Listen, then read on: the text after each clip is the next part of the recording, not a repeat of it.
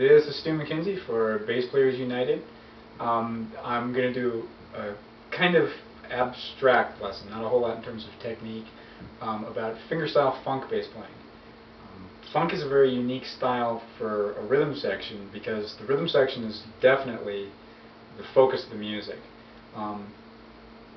With that being said, you don't necessarily want to be doing anything in terms of soloistic playing or anything that's really kind of crazy. You just want to drive the music. So what you need to do is focus on being really present, really strong, really focused, kind of pushing things along, but not because you're taking this great solo. You're really just the engine in this thing.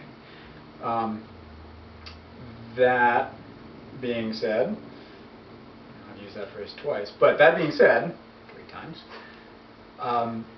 you want to do a couple things in terms of your technique. You want to make sure that your playing is really consistent. You want to make sure that you're really there. You want to lock with the drummer really, really hard, and you want to make sure that you're out of the way of what's happening out front, which is usually the vocals and occasionally guitar or horn playing or something.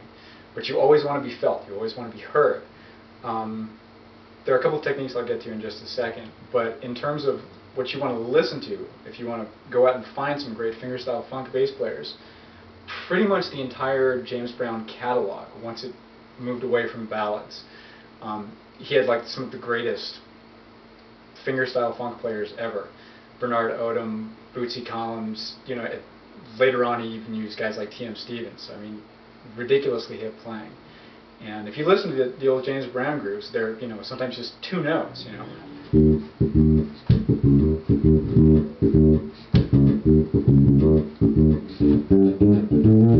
That kind of stuff. Seminal. Rocco Prestia from Tower of Power.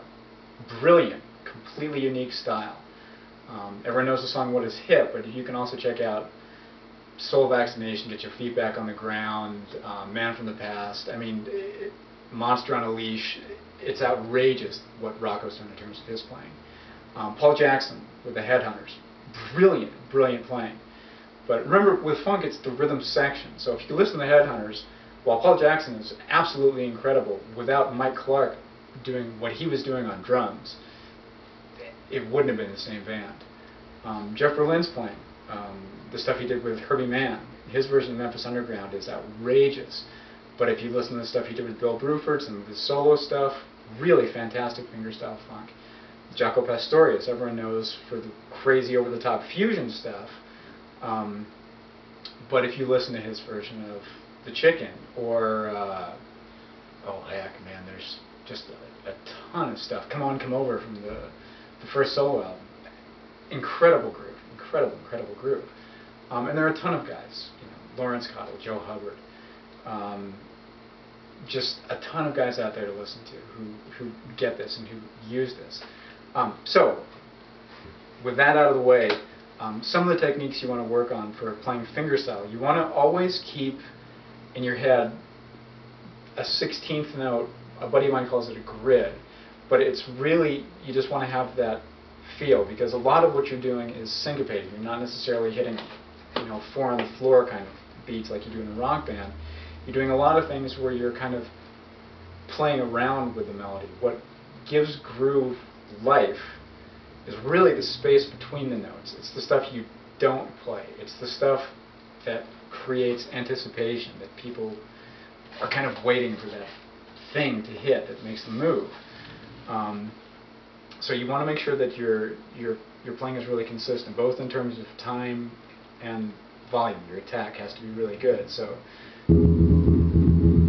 What Is Hip is a great exercise because you have to do that for like 5 minutes, and then there's a lot of jumping around too. So great exercise. If you can play What Is Hip, you're off to a good start.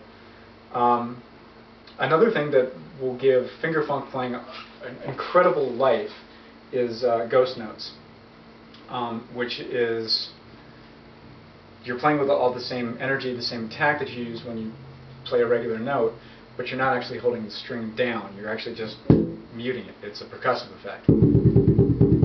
that kind of thing. So if you take any kind of a line, whatever you're using, you can spice it up with a subtle use or an occasionally over-the-top use of ghost notes. So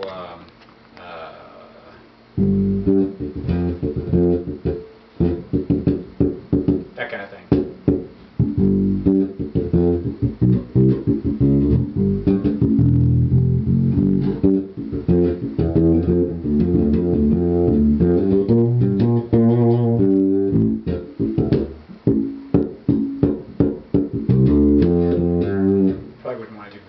But to demonstrate that works. The other thing that's really, really important about playing finger funk is having an instrument that works with the music, both in terms of locking with the drummer, so that you guys are creating a presence, a physical presence with your sound. But you have to know where you fit in the sonic mix. So with something like this, it's a Nordstrand VP bass, it's got a precision pickup for really strong fundamental playing, but this is a big split, which is kind of a hybrid design, somewhere between a J and a P, but with a lot of wires. So it's got great muscle, but it's also got articulation. So you can get, you know, big thuddy kind of, that kind of stuff, but you can also get away with, which doesn't happen a whole bunch in funk playing, but it's there. But the point is that I know the sound of this instrument, which is going to be absolutely key to what you're playing. So that's kind of it for the guidelines. Other than that, go out and play, find a drummer, make some noise, and see what works. The whole point is to make the song happen, it's to make people dance, it's to get people physically excited, to create a response that gets people moving on a dance floor. Even if it's just bobbing a head, like the guy sitting at the table with a drink who won't get up and dance because he's too self-conscious, if you can make that guy's head move or his foot tap, whatever, you're doing this right. So, until next time, this was Stu McKinsey, thanking Adrian Smith behind the camera, and Adam Phillips, again, at Bass Players United for hosting me on site. Thanks very much.